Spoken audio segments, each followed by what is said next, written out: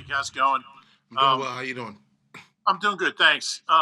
Last year, you and Fletch really never got a chance to do much. By the time he came back, then you got hurt, and now Javon is out. How good is it to finally get to work with Fletch on a daily basis, and how frustrating to not have the three of you guys together right now? No, it's first. Thanks for having me, guys. Good to see you guys.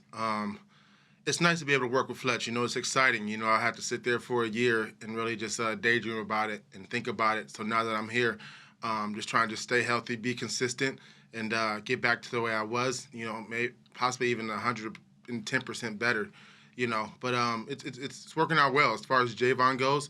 It sucks, but that's the name of the game, and I told him at least he can come back. Don't come to me with no boohoo stories. I lost a year, so.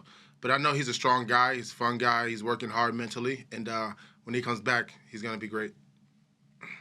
We'll go with Zach Berman and then Bo Wolf. Hey, Malik, in terms of playing all three of you together, Jim Schwartz mentioned the possibility of you playing on the edge.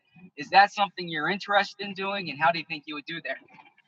I mean, I've done it before. Now, do I want to do it like consistently? No, I really feel like I'm a three technique, but I'll do whatever the team needs me to do to win the ball game. So I'm very much a team player, and whatever coach calls, I'm in there.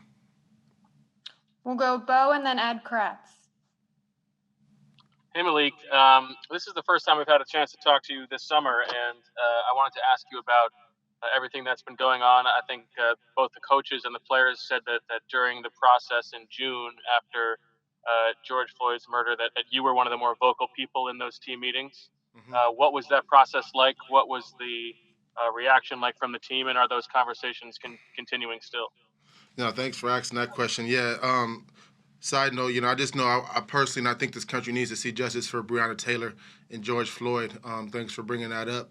But as far as the meeting's been going, Mr. Lurie has done a great job of bringing us together, being able to talk about solutions and things that we can do to help our city and be at the forefront of this revolution, so to speak. So they've been going well. A lot of things have been said. It's nice to be in meetings where guys, aren't all on the same mindset, where they just don't understand or haven't been a part of it. But when you tell them what's going on and try to break it down, the things that's been going on in this country, it's eye-opening and it's awakening conversation, because I have to be responsive and take their information in, and I think so do they. But I think it's very welcoming. It's very wanted, and I've never been on a team before where the owner brings people together to talk about social problems like this. So it's refreshing.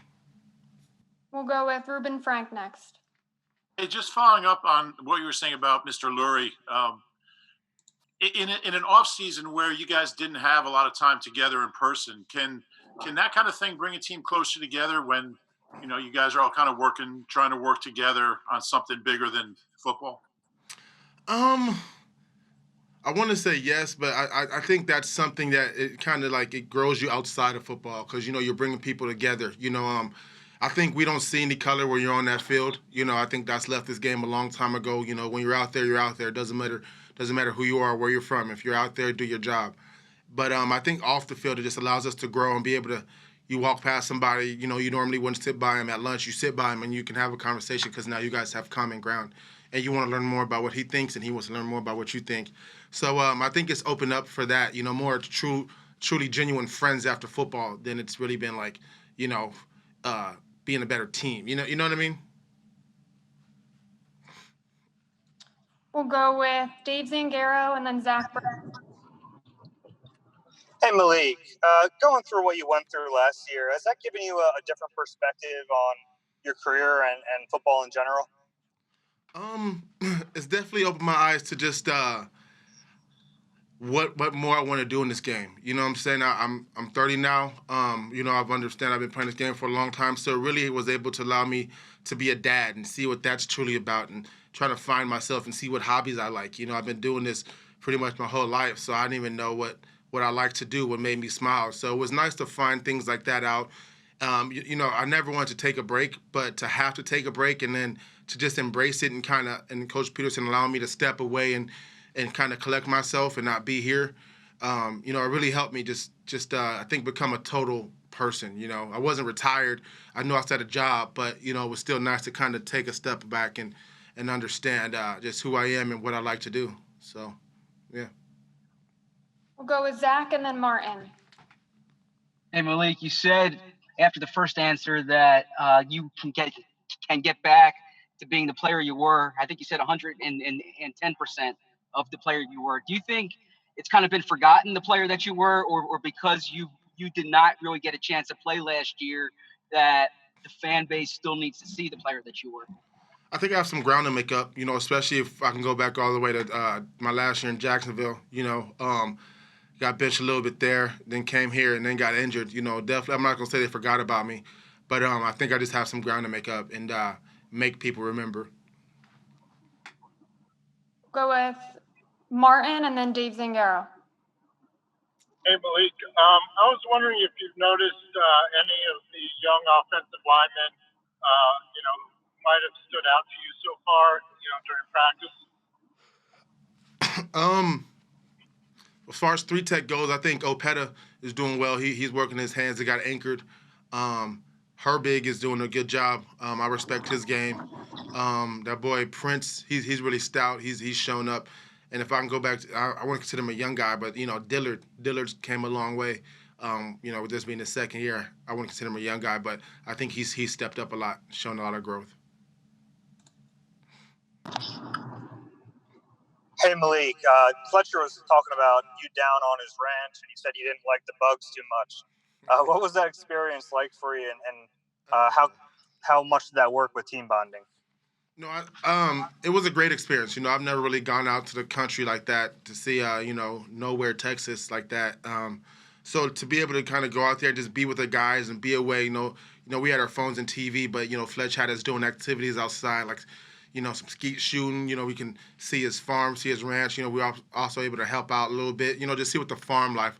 You know, I'm a city guy through and through, so it was nice. It was just nice to be a part of, and I think we all as a D line came together, and I think we had a good time. We were able to talk, so it was nice. And I had a really good time, and I think it got the D line together a lot. You know, it really made us come closer. I truly feel like that. Do we have any other questions for Malik? Malik, can I ask you quickly about Sharif Miller? Have you seen a jump from him from year one to year two? Yeah, I have. I think Sharif has really taken the. I think Coach Burke and Coach Washburn have been really well for us. They're so ingrained on details. I think Sharif has done a great job of transitioning from his get off to his takeoff. Really see things, not seeing too much. You know, all these young guys want to come in and make plays for everybody else's position, but he's starting to put his blinders on and really just see what he has to see and put his hands where he has to put them and understanding the defense of being where he has to be. And he's being very coachable. You can tell he's put on a lot of weight as far as from the weight room. So I think Sharif is doing a lot of what the coaches are asking him. I think he's ready to play. You know, being a hometown kid, I'm sure he has that pressure on him, you know. But I think he's working very hard, and he's definitely earning his credit and his spot. Hey, Jalen, sorry about the delay. Are there any rookie wide receivers or tight ends that are really sticking out to you in practice over the last few days? Yeah, I can first say you have to start with our first-round pick. You know, I call him JR, Rager. He's a guy who's definitely standing out on film and on tape. Really, really quick off his first step, whether it's, press or him just coming off the line, and then also showing that he's not scared to catch the ball over the middle. That's very, very promising, especially coming from a rookie receiver. And I think that's definitely going to be a plus as far as in our passing game for sure. We'll go Rube and then Dave Zangaro. Jalen, how long does it take until you get a real feel for a young receiver and, whether he has what it takes? I mean, do you have can you tell early, like in a couple of days? Yeah, no doubt. Like I said, how he's coming off the ball, whether it's press. Nowadays you get these receivers, coming out of college. They may have been the best athlete on their team, and other teams that they were playing against in college may not have pressed them because they were scared because they might have get beat, deep too fast or whatever it may be. But as us in the NFL. You know, it's good on good. So you can definitely tell, you know, from a guy from the first day when you got a guy like Slay or, you know, you got Avante or Rasul and these guys who are really, really good in their technique and pressing, you know, they're not scared and they're in. Like I said, Jalen, he's able to get off the press. So you can tell pretty much immediately if a receiver, especially a rookie, has really good potential. We'll go Dave and then Les. Hey, Jalen, we've seen Marco Emmanuel out there with a lot of energy bouncing around. He has his cleats on. How much do you guys kind of feed off of that as a secondary? I mean, it's definitely a plus, you know, because you got to know this camp, this is totally different from any other camp. You know, we're going 6 days straight. And sometimes you have those, you know, dog days to where you're tired or, you know, you might have a sore back or, you know, your knees are aching right now. And then you got a guy like, you know, Coach M, who's, you know, he's coming in the building, he's coming in our meeting, he's coming in at practice, like you said, with practice, and he's bringing that energy, and you have no other choice but to match it. You know what I'm saying? And that's the biggest thing in our group right now and in our DB room that, you know, we're trying to play, you know, to the highest standard and have the highest energy and the highest competition level on the team. And when you got a guy like him, you have to match it. We'll go Les and then Zach Berman. Hey, Goblin, how you doing? How you doing, Les? I wanted to follow up on that question. Undlin had been here quite a while. Mm-hmm. The other positions where they've made changes, like wide receiver, D-line, it seems like there's a new coach every year. But Undlin, you know, he was here when you came. Yep. Is it a lot different, and how is it different with Marquette? Yeah, I mean, utmost respect for Coach Undlin. You know what I'm saying? He's a guy who definitely believed in me coming in. I think the biggest difference is, for one, the cleats, of course. Coach Undlin wasn't putting no cleats on, man. Probably a couple years too far out for him. But I think also with M, it was more with Coach Undlin. He was definitely a technician, really, really good as far as scheme and schematics and getting us in the right position to be able to make plays. And I think with Coach M, it's kind of the same thing, but also we get a guy who, you know, played not only corner, you know what I'm saying, not only nickel, not only dime, but free safety and strong safety, so he can relate to each and every player, and anybody can ask a question, and he can tell you, know, on this play, I would have did this, or I did this, or you can get yourself in a certain position to be able to make a play. So I think that's just the difference of him actually being able to play all the positions in the secondary. Thank you. Zach and then Daniel Gallen. Hey, Jalen, Tuesday's practice, you had the interception off of Carson, returned it to the end zone, and you said to the media watching, that's what I do. In terms of play, I guess, can you take us through that play, and what did you want to get across with that message as well? Yeah, I think the biggest thing was it's all about situation. So us knowing the situation, Coach Doug giving the situation both to the offense and the defense. I think the offense may have started on the plus 45 or maybe the 50-yard line. He's telling us that this is a field goal situation, and we feel most comfortable. We feel Jake is pretty much best kicking at the 35-yard line. And I think the offense may have ran 2 or 3 plays, and he kind of told Carson, you know, you're right at the 35-yard line. It may have been 3rd and short. The formation kind of scanned the formation, and you can kind of see, you know, the number 2 receiver and Ertz, they were pretty tight, and the cut split. I'm telling Roby, you know, if they switch release, we're in man, 0 coverage. If they switch release, we can switch these routes off. You know, it's no reason for us to have to chase, you know, passing each other. And as soon as they switched, I looked at my man for about 1 or 2 steps, seeing Carson looking, you know, at the 2 receiver, and it ended up being a follow route, and I ended up just jumping it and making a play on it. We'll go Daniel. And then just a message. What do you want to get across with that message as well? The competition level is at its highest, you know what I'm saying? And for us to compete at the highest level, and the highest level is winning a Super Bowl, we got to make plays like that, whether it's offense, defense, or special teams. And I want to be one of those guys on this team that, you know, not only the players can count on, but the coaches upstairs and everybody in the rooms upstairs can count on for me to be making those big-time plays. Go ahead. Jalen. Hey, Jalen, you've been around Rodney for your entire career. what was it like? What was it like when? What was he like as a leader when Jenkins was around, and how has he kind of changed? How has his role, I guess, vocally changed, and how have you seen that happen? I can say when Jenkins was around, whether he's when he was around and when he's not here now, Rodney's still the same. He's a guy who leads by example first. You know, that's number one with him. Whether him going in and going in with special teams with the ones, you know, he's a starting safety in his league. You know, for what 6, 7 years now, 8 years now, and still going in and competing with on special teams with the ones. You know, that's big. You hear about guys all over the league, you know, they're starters, they're not there on the sideline when special teams is going around, and that just speaks volumes for itself, for one. And he's also a guy who just, you know, he's detailed in everything that he does, not only practice, but the walkthroughs as well.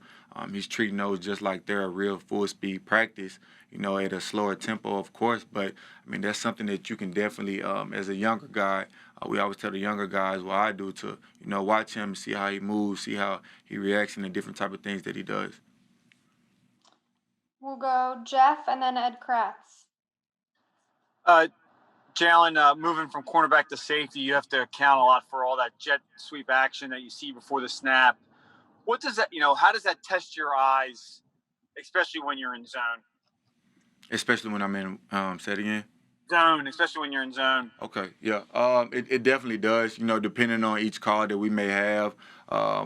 Me as safety, I might have to go with the jet, or I can stay on my guy, just depending on the call. So, for one, knowing that, knowing when I get the call in, if there is a ID where they may bring a guy in where it may be a jet motion, I have to know, okay, this is a play where, you know, I can stay on my man, or this is a play I might have to jet. And then now watching the formation, seeing where the so-called jet guy lines up, if he's a guy who's, you know, he's lined up off the ball, then that's a pre-snap read, you know, and I'm alerting that to each and everybody on the field, and that just slows everybody down, and not only everybody but myself as well.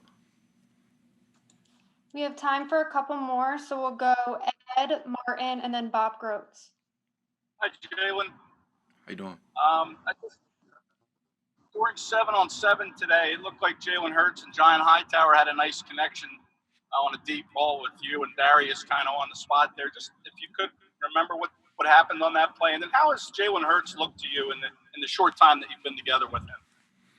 Yeah, it was a good pass. You know, held it kind of long, but, you know, it's 7-on-7. It's an offensive thing. But definitely, Hurts, he's definitely a guy who he's going to cause problems as far as with his legs. I mean, knowing he played at Alabama, that's pro-style offense, so you got to know in a pro-style offense, as a quarterback, me as a defender, I'm knowing that he can make all the throws, you know, outside of the hash and in the middle of the field as well. But for sure, he's a guy who is going to be causing a lot of problems as far as with his legs, because you have those situations to where it may be 3rd and 3 or 3rd and 5, and the defense has no choice but to go man. And, you know, once as a defender, you guys know you see it a lot in this league. Our back is to the quarterback because we're so locked in on our man, and the quarterback can scramble for 4 or 5 yards easy, slide down, and that's a first down. So that's definitely a problem when you're talking about a guy like him.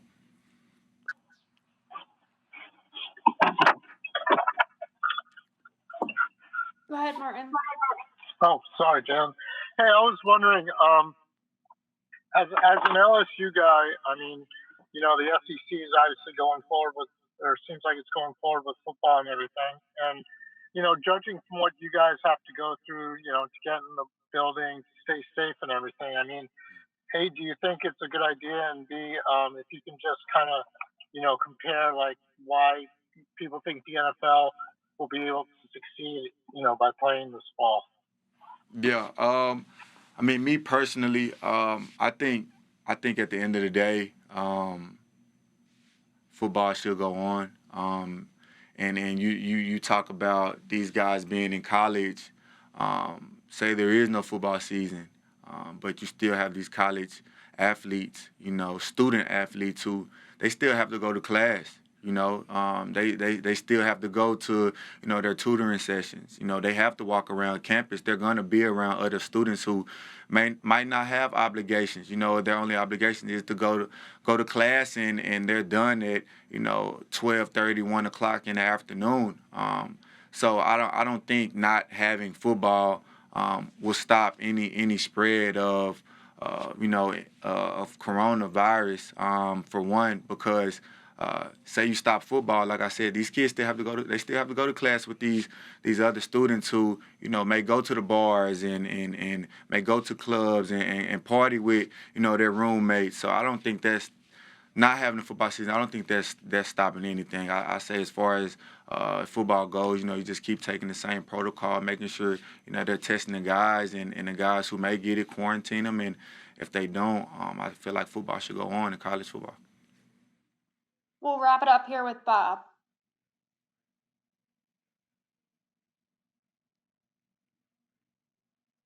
Is he on? You're on mute, Bob. Bob, you're muted. There we go. How's that? Yeah, it's great. Sorry about that. Okay. Okay. Tomorrow could be the first day of contact. Well, you know, like tackling and some stuff like that. How much do you look forward to that? Because you've always been a physical guy. And what do you think this will tell you about you guys in the absence of preseason games and you know, a lot of the off-season stuff? Yeah. At the end of the day, you know, like you just said, we're all football players here. Definitely, as a defender, you know, you're always looking for the contact. And our identity definitely, I think, has shown, you know, throughout this whole camp as far as offense, defense, and special teams. And, you know, adding the contact, you know, I think that's just going to add a little bit more energy. You still see guys, you know, flying around, making plays. We're thudding, you know what I'm saying? And sometimes, you know, a thud may be too hard on the defensive side, and the offense may get mad, or, you know, you got a guard pulling on the defense, and, you know, he may knock over a linebacker, and now the defense is mad. So I think our identity right now is just a team who's flying around and ready to make plays. I don't think the tackling emphasis is gonna change or slow anybody down on all three phases. Hey, JJ. Seemed like it was a pretty good day for you today, being out there in the pads. Obviously, having a slow start to camp isn't ideal, or being sidelined for a little while isn't ideal. But how different do you feel now this year than you did at this point last year as a rookie? Night and day different. Around this time last year, you know, I'm trying to, you know, learn all the plays, learn how they get done, trying to find chemistry with Carson, learn how, you know, everything works in the NFL. Second time around, I mean, shoot, I don't, like, there's all the plays. Like, I hate to say that I know all the plays, because obviously there's going to be a day or two where I have a mental error, but I'm pretty confident in the plays. Like, I don't go into practice with the script in my hand trying to memorize the plays that I have. I'm just like, I'm in the huddle. You call the play, I know what I got to do. And now I can play faster. I can play more confidently, and, you know, show everybody what I can do instead of trying to do the right thing. Was the virtual off-season program helpful in that aspect, that you were able to kind of sit with your own thoughts and kind of learn the playbook on your own pace? I think we definitely had the best approach to it. You know, being able to be home with the families and making sure that they're safe, and, you know, being in our comfort zone, all the while still putting in the time in the meetings and, you know, talking over the plays, how things want to be ran, making adjustments. We definitely had the right approach to it. Obviously, you know, you miss out on chemistry time with the teammates and, you know, laughing with each other, knowing getting to know each other. There's days where, you know, you have like the video or audio messes up. You got to spend like a couple minutes trying to figure that out. But at the same time, you know, we're all in this together. We understand, and I'm glad we did what we did in the off season, because we definitely, I feel like, took a step forward instead of taking a step backward. We'll go Dave and then Les. Hey JJ, now that you're past your rookie season, just how many injuries were you dealing with, and how much did that slow you down? I mean, I was dealing with a couple injuries. I mean, it's football. It's what you expect. It was definitely probably the first time that I had injuries that I had to, play through for a long period of time. Like usually in college or in high school, I remember maybe being out a week or two and just being healthy the rest of the season. So that was definitely a first for me. But I mean, I attacked it in the off season, got the things right that I needed to get right, and now, I'm feeling good. I'm feeling healthy. I'm ready to go. We'll go Les and then Rube. Hey, JJ. What did you make of your off season? Like when you went back home and people asked you about it, what'd you tell them? About the season? Yeah, about how it went as a rookie. I kept it real. I wasn't good enough. I mean, you turn on the TV, you can see it. But 2019 is in the past. I mean, I look back at it now and I'm thinking, man, I'm a totally different player than I was then. And I kind of laugh about it because I'm like, I don't even know who that was. And, some people, that just happens to some people. Some people, get in the NFL and things are moving fast and it's hard to keep up. Some people, ball out their first year. But I look back at it and I'm like, I'm not even the same guy, so I'm not even worried about what happened last year. And if they asked me, I kept it real with them. Like I wasn't good enough, but definitely gonna be different this year. Thank you. We'll go Rube and then Jeff. Hey JJ, thanks for your time. I think we talked to you a day or two after the season ended, locker cleanout day, and you seem pretty down. You seem pretty frustrated. You talked about your confidence. What was your approach as the offseason began to kind of get to where you are now? Like, how did you need to get away from football for a while? What did you do to kind of rebuild to where you are now? I mean, yeah, I got away from football.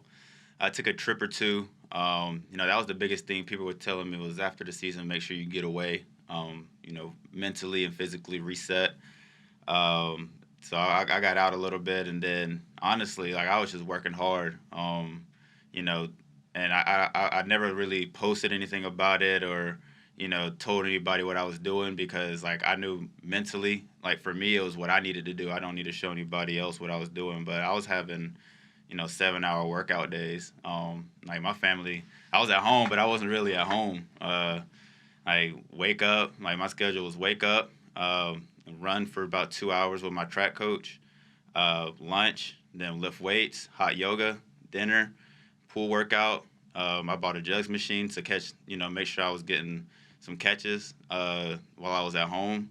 And that took about, 5 to 7 hours every day. And that was just my routine. And I'm glad that I was with my family because they was with me every step of the way, pushing me, making sure that I wasn't going through it by myself because they knew what I went through last year and they knew how much better I could be. And I knew that as well. So it was like a team effort. And it was funny. Like I got home and it's like, all right, straight to the jugs machine, straight to the pool. And it was like, I got home in maybe like 30, 40 minutes, got to spend time just hanging out with my family. But they were athletes. They understand the drive and I guess the drive that I had and that I needed to have for this off season. So, we definitely had a collective effort in getting me where I want to go. We'll go Jeff and then Zach. JJ, the Eagles expended a pretty high draft pick on you, but only a year later they drafted a first rounder and then two other guys in the fifth and sixth round. Do you think there was a message behind those picks, or how did you view the Eagles drafting so many receivers after they took you? I mean, competition brings out the best in all of us. And getting to know these guys, I love these guys. We work hard together. They're definitely very talented, but they definitely bring out the best in me as well. And I'm glad that I could share my experiences with them and tell them, the do's and the don'ts that I made mistakes in last year to help them. But because at the end of the day, I want them to be at their best so they could push me and make me be at my best. And at the end of the day, we're going to have, the best receiving core possible and push this team and make this team better.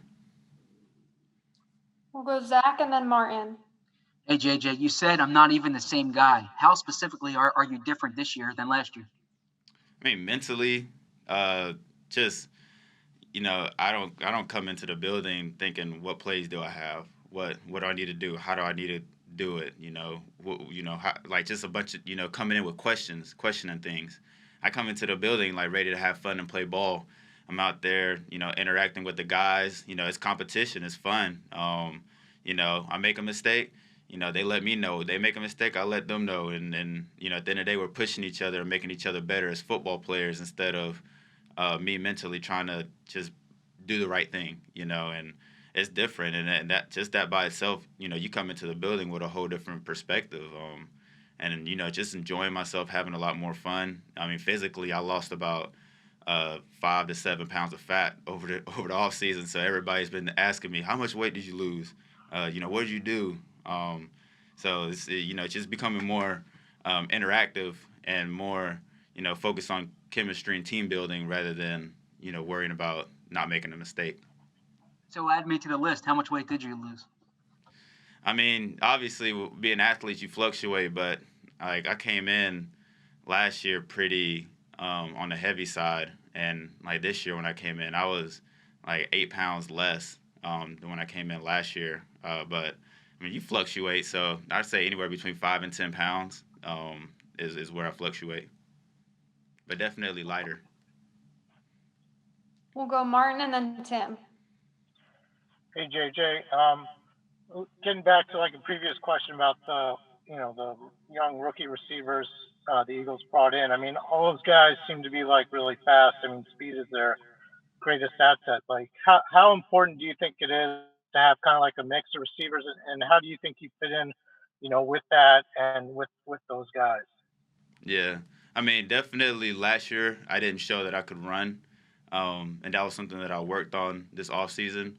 'Cause I can run, and I didn't prove it last year.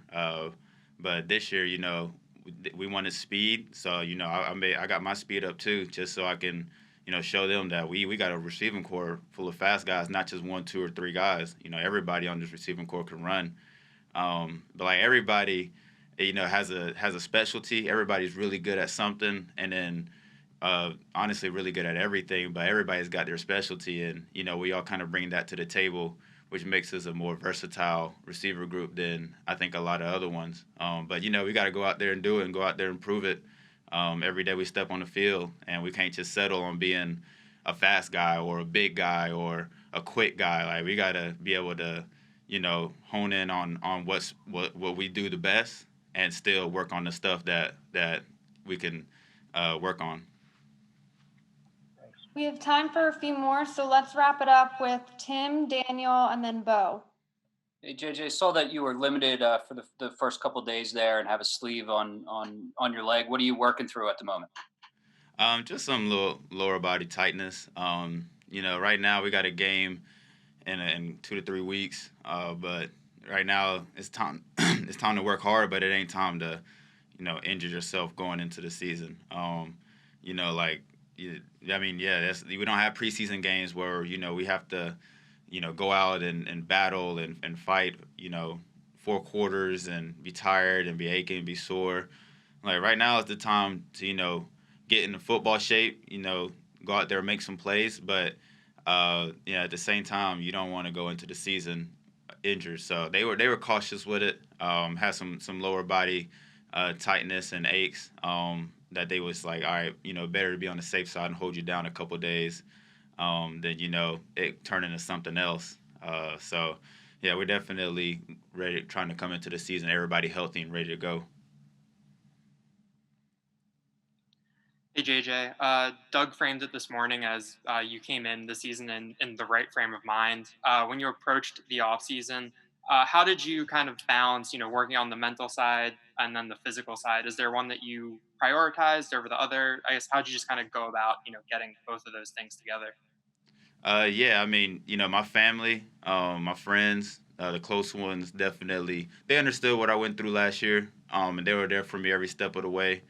But honestly, like that just drove me. At some point this off season, it all clicked, and I was just like, I need to really work hard. I got a golden opportunity to have 2 to 3 months to just really work hard and grind and get better. And I took that I didn't, like, obviously I had off days, but I took every day with the same approach. Like, I need to get better than the day before. And then before I knew it, I was running way faster than I was before. I was running better routes. I was knowing the plays, and it's just like everything just clicked, just like that. And after a certain point where I was like, all right, yeah, like I can run routes, I can play football. Like the mental side of things just went away, and now I got my confidence. I got the mental side of things, strong. I'm ready to go. Wrap it up here with Bo. Hey JJ, how is Aaron Moorhead different as a coach than Carson Walsh, and how is your relationship with him different than it might have been with Carson? I like Amo a lot. Carson and Amo are definitely two different kinds of coaches. The thing I'll say about Amo is he's very how do I say it? He's very active, I guess, in the way that he coaches, and not to say Carson wasn't, but he understands things that he played in the NFL. He coached big time college receivers.